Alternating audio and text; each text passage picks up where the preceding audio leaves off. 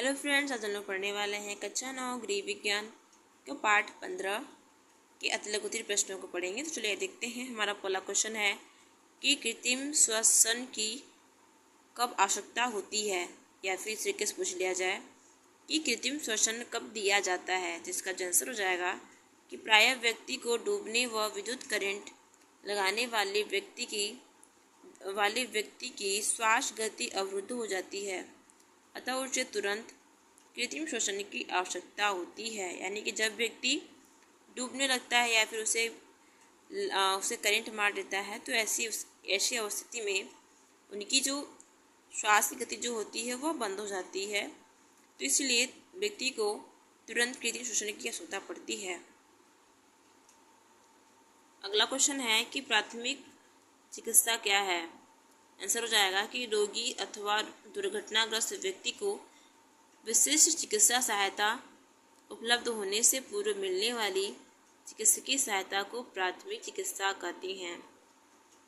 मतलब कि अगर किसी व्यक्ति या फिर रोगी का किसी भी जगह पर दुर्घटना हुआ है या फिर एक्सीडेंट हो गया है, तो वो डॉक्टर के पास पहुंचने से पहले जो भी उसके साथ इलाज कराया जाएगा वो हमारा कहलाता है प्राथमिक चिकित्सा। अगला क्वेश्चन होता है कि क्या प्राथमिक चिकित्सा के लिए मान्यता प्राप्त चिकित्सक होना आवश्यक है। तो नहीं, कोई भी सेवाभाव रखने वाला व्यक्ति आवश्यक शिक्षण ग्रहण करने पर प्राथमिक चिकित्सा करने योग्य बन सकता है। अगला क्वेश्चन है कि दुर्घटनाग्रस्त व्यक्ति का उपचार किस आधार पर होना चाहिए। आंसर होगा कि प्राथमिक चिकित्सा का अधिकार सदैव पीड़ित व्यक्ति की गंभीर अवस्था होनी चाहिए। अगला क्वेश्चन है कि प्राथमिक चिकित्सा बॉक्स क्यों बनाया जाता है।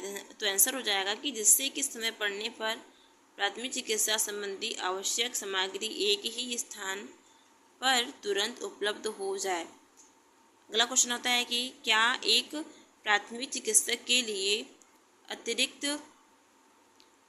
अतिविशिष्ट औषधियों का प्रयोग होना उचित है। तो कदापि नहीं, अतिविशिष्ट औषधियों का प्रयोग एक मान्यता प्राप्त चिकित्सक को ही करने चाहिए। अगला क्वेश्चन है कि जब प्राथमिक चिकित्सक कोई डॉक्टर न हो तो वह रोगी की क्या देखभाल कर सकता है। तो आंसर हो जाएगा कि प्राथमिक चिकित्सक डॉक्टर न हो तो वह परिस्थिति की गंभीरता को बिगड़ने से रोक सकता है। जैसे अधिक रक्त के स्राव अधिक रक्त स्राव में सबसे पहले वह रक्त स्राव को रोक सकता है। यानी कि अगर मान लीजिए कि अगर व्यक्ति की बहुत ही गंभीर स्थिति हुई है, तो ऐसी स्थिति में जो भी प्राथमिक चिकित्सा कर रहा है, तो उस व्यक्ति को वह सबसे पहले क्या कर सकता है कि जो भी रक्त स्राव यानी जो ब्लड निकल रहा है उसको वो रोकने में सहायता कर सकता है। अगला क्वेश्चन है कि टूर्निकेट क्या है, या फिर इसका क्या काम होता है। इस तरीके से यहाँ पे पूछ रहा है कि टूर्निकेट से क्या अभिप्राय है। तो बोला जा रहा है कि रबर या फिर किसी अन्य वस्तु की बनी ऐसी संरचना जिसे रुधिर का प्रवाह रोकने के लिए बंद बनाने के लिए काम में आता है, उसी को टूर्निकेट कहा जाता है। अगला क्वेश्चन है कि प्राथमिक चिकित्सक पेटिका में रखी जाने वाली 4 दवाइयों के नाम बताइए।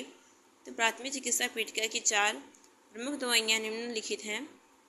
पहला है टीचर आयोडीन, अगला है टिंचर बेंजीन, अगला है अमृतधारा, अगला है डिटॉल। अगला क्वेश्चन है कि प्राथमिक चिकित्सा की सहायता से कार्य करने वाले व्यक्ति को सामान्यतः सबसे पहले क्या कराने चाहिए ताकि परिस्थितियों की गंभीरता से बचा जा सके।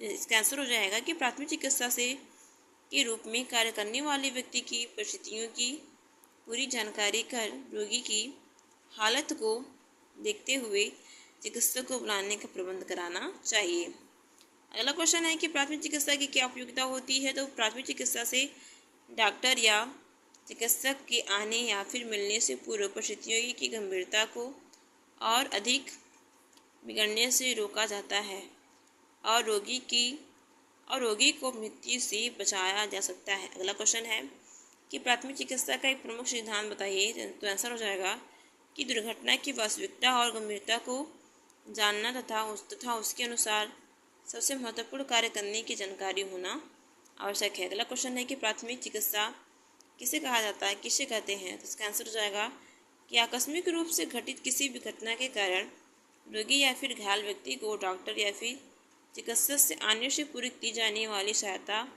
एवं उपचार को प्राथमिक चिकित्सा कहा जाता है। यानी कि कहीं भी अगर किसी व्यक्ति को अगर दुर्घटना उसके साथ हुआ है तो डॉक्टर से आने से पहले अगर आप उसमें से कोई भी व्यक्ति जो अगर योग्य है, जो सहायता करना चाहते हैं तो उस घायल व्यक्ति की, तो उसको हम लोग प्राथमिक चिकित्सा कहेंगे। लाल दवा को रासायनिक भाषा में क्या कहते हैं। तो लाल दवा को रासायनिक भाषा में पोटेशियम परमैंगनेट यानी कि KMnO4 कहते हैं।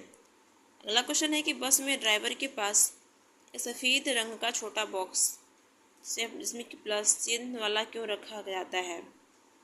तो क्या बताएंगे कि यदि बस में अंदर कोई ऐसी दुर्घटना हो जाती है तो उस समय उस बॉक्स में रखी हुई दवाइयों को सहायता से प्राथमिक चिकित्सा तुरंत की जाती है।